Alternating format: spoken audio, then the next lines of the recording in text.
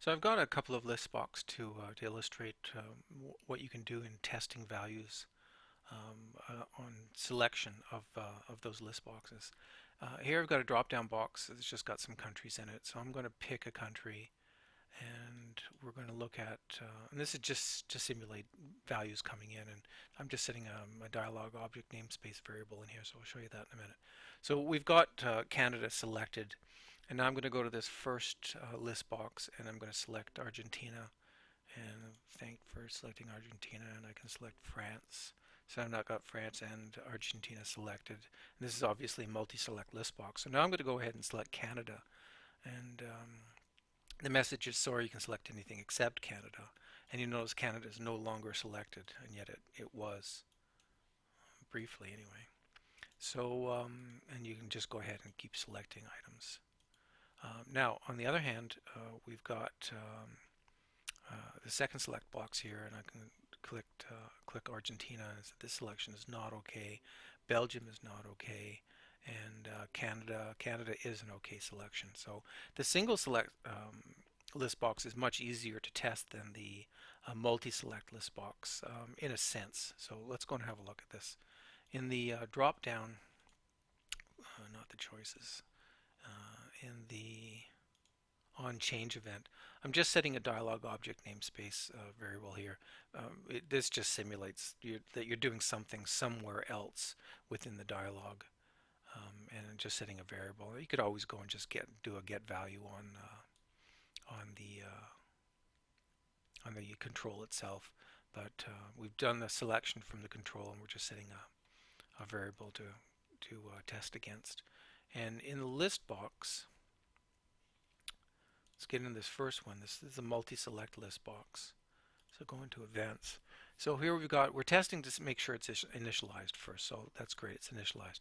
Then we go and get the current country that we're dealing with. This is from our drop down.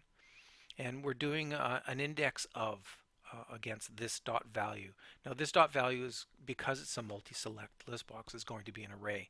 So we're going to do an index of into this dot value to see if the current country that we're dealing with from our dropdown is in this index. Now, so this is index of is going to return a value, a positive value, a positive integer, if the item is found in the array. If it's not found, it's going to return a -1. So if the index is equal to -1, this index here, so that means we did not find the item, then this select box is saying you can select everything except for this one particular item.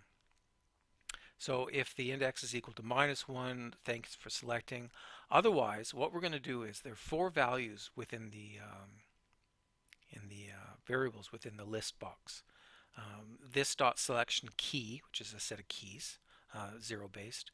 This dot selection, which is zero based list as well. I think selection key is a set of keys. This dot selection, that's not an object. I can't remember what that is, but it's in there anyway. This dot value is a list of the actual values, for example, Canada and Argentina, that sort of thing. And this dot selection data is actually an object of the data plus a bunch of other stuff. And these are all these are all arrays. So if we do find the item that we're looking for, in this particular case it was Canada.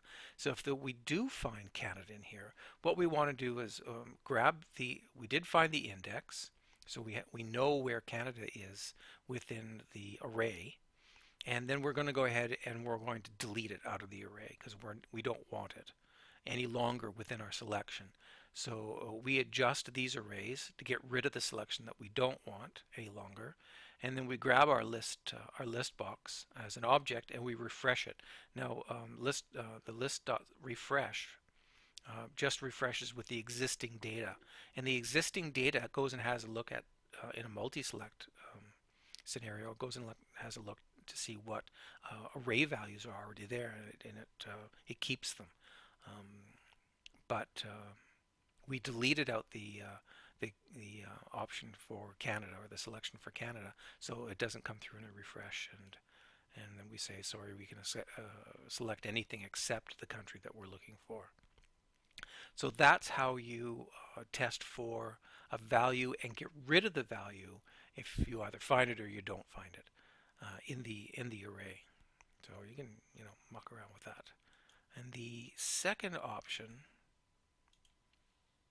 is much simpler because we're only testing against one value, so it's much simpler to do. So we've got Canada coming in. Again, once again, we make sure we're initialized. Current country is equal to the dialog namespace stuff. So all we have to do here, because we're no longer dealing with arrays. Arrays are only when we're dealing with multi-select list box.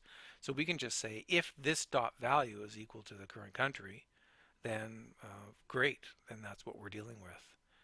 And else, no, it's not okay. So if it is okay, then we could go ahead and execute another UX statement here, another UX component, do whatever else we want. And if it's not, just drop out and don't do anything, sending out a message or nothing at all.